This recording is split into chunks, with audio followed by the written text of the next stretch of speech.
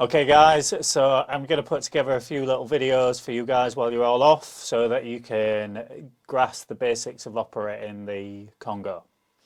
First and foremost, what we're going to look at is how to turn the thing on, the most important thing, get it up and running. Then we're going to look at the parts of the desk and what all the different bits do. And then we'll start looking at some of the programming. So to start off with, we have the two units. We have the operating unit and what is called the master wing. Now the master wing is just an additional piece of equipment that you can buy for this desk, which can come in handy for assigning certain functions. The main operating section is the control desk, this section here, and we're going to look at how we turn that on. So it's very, very simple. On the back there's a main power switch and a reset switch. This little arrow here points to the reset switch. Once the power switch is on, flick the reset switch, you should get the red flashing lights, and then that's the desk powering on. You have to wait a minute or so for it all to power on, and just keep an eye on the screens. Make sure your monitors are turned on and we'll be ready to go.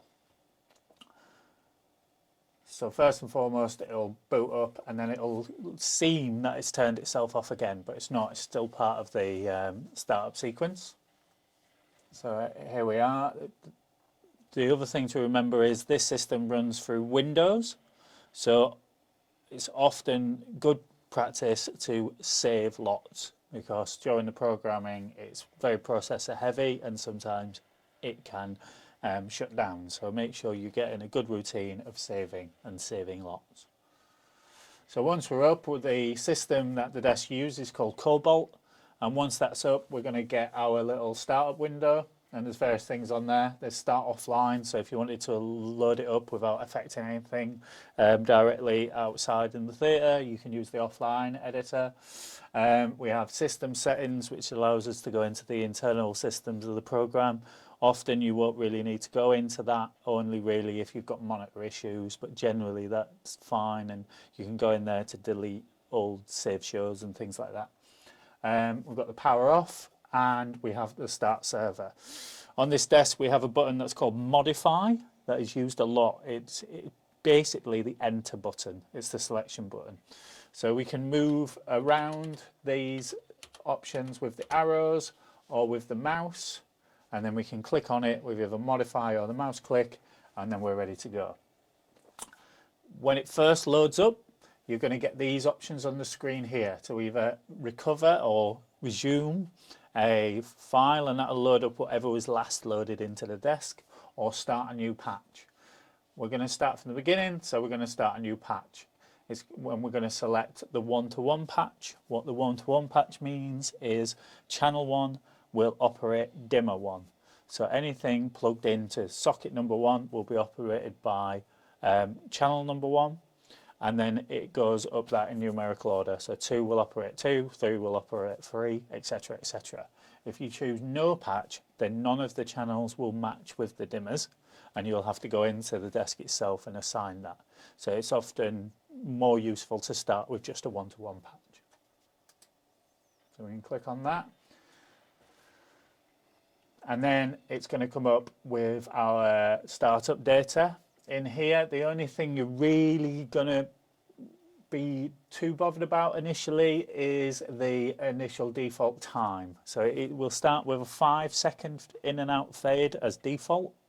That's quite a long time in theatre formats, so I often change that to 3. To do that, we just click on the box, type 3 and press modify. Now all of our cues will have an in and out time of 3 unless we tell it otherwise. And then we just go to the let's begin, and the screens are loaded and we're ready to start programming. So now that we've got it all turned on, we're going to have a little tour around the controller so you can understand what the basic things are. First and foremost, most importantly, is the Grandmaster. The Grandmaster there will define the maximum level that your lighting can go to. So if that is all the way down to 0, then you will not be able to get any light input. If it's at 50%, you will only get 50% of output, If it's all the way to 100%, you'll be able to use all of the output of your lights. So it's really important that you make sure that that is all the way up when you start. The next thing is this little pot at the top here, which allows to do various things. When it's in the 12 o'clock position, that's the standard on for the desk, and we can do everything we need to do on the desk. If we flick that slightly to the left, it goes to the blackout position. In the blackout position, in essence, it turns everything on the desk to 0 and blacks out all of the lights. So if we need to quickly turn everything off, that's a good way. And then if we go to the right one turn, it goes to the freeze position. The freeze is quite a useful thing on the desk. Basically what it does is what it says on the tin. It freezes the desk and doesn't allow, regardless of what buttons you might press afterwards, it won't affect anything. So it's quite a good thing to flick your desk into if you're going on a break or anything and you don't want someone to accidentally press any buttons or anything while they're away from the desk. You can freeze it and then nothing can be changed until it's flicked back into the on position. Alongside that, we have what are called the independents. So we have 1, 2, 3, 7, 8 and 9. It's a bit random that they're numbered that way, but it's for a certain thing that if we get more into independence later, I'll explain that to you. But basically these are additional buttons that you can assign functions to. So sometimes people will assign things like smoke machines to these, so you can turn the potentiator and we output the smoke, or we might have the front of house lights on a dimmer in those, or we might have some kind of on-stage effect like a pyro or something like that we can put on a push button, or we can put a smoke machine on a push button so that when we release it, the smoke stops. So that's our independent buttons. Then we have this section up here, which really is relating to moving lights, which we'll talk about later when we look at moving lights. Then down here we have our operation, our playback section.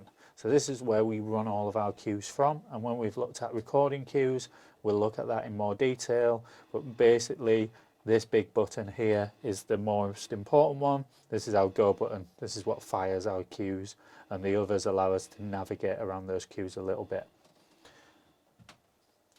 If there is a strange breathing noise like Darth Vader, that's my cameraman for today, Andrew, who has a very deep breathing voice, so I do apologise for that. Then we move along this section of silver buttons here, which are navigation buttons, allows us to go to certain screens quickly.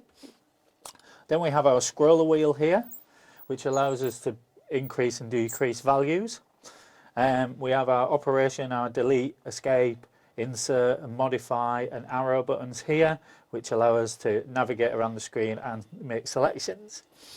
Then we move on to, excuse me one second, we move on to our programming section. So all of this here is related to the programming. A lot of this initially you won't use, but there's certain sections I'm going to show you today which will be really important for usage. We have our numeric keypad here, which allows us to input numbers.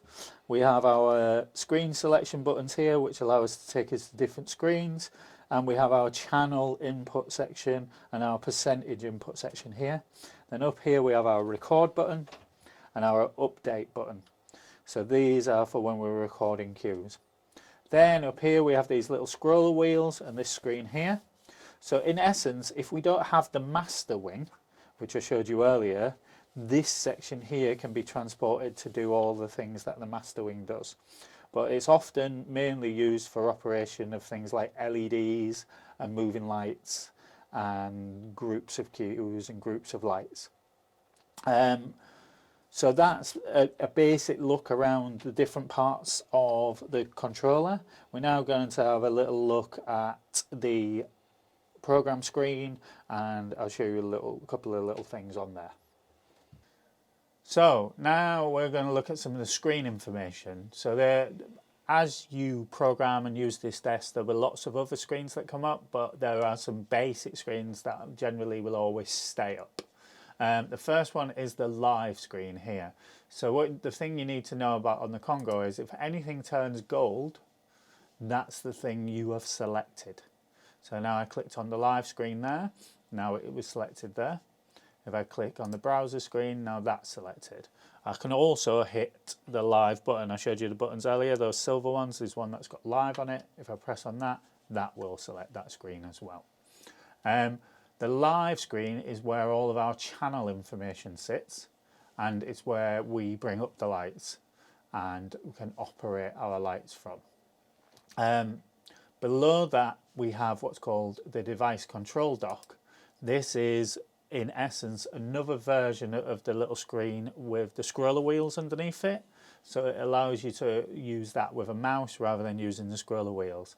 I generally don't use that a lot, so one of the first things I do when I open the desk is close that window. So you go to this little arrow here, double click on there, and then that device control dock is in the bottom, and we've got a larger screen to play with our channel information. Next to that we have our browser dock.